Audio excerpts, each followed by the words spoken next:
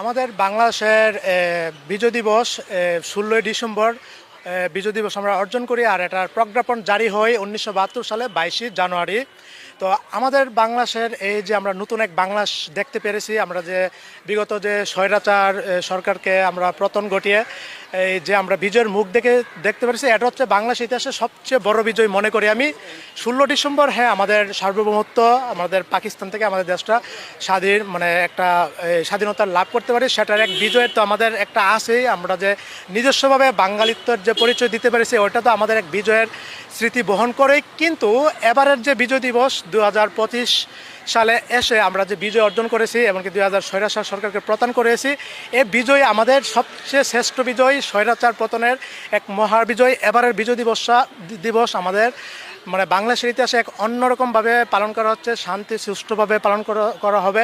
এমনকি সর্বোপরি আমার মনে হচ্ছে যে বাংলাদেশ দুইটা বিজয় অর্জন করেছে।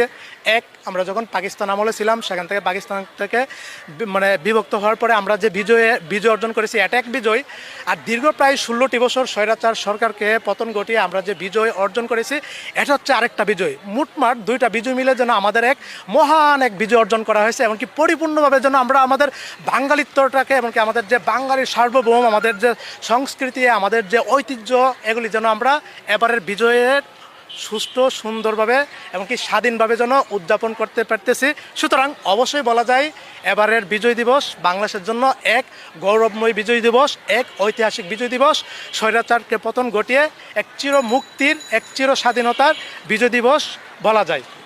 আসলে এবারের বিজয় পাকিস্তানি সৈন্য আত্মসমর্পণ করে, তারা সবাই মিলেই যেন আমরা বাংলাদেশকে ওন করতে পারি, বাংলাদেশের বিজয়কে ওন করি। আপনি স্বাধীন বাংলাদেশে বসবাস করতেছেন এবং বিজয় দিবসকে বর্তমান প্রজন্ম বাংলাদেশকে পুরোপুরি ধারণ করে, বিশেষ করে ঢাবি শিক্ষার্থী যারা আছে, আমি বিশ্বাস করি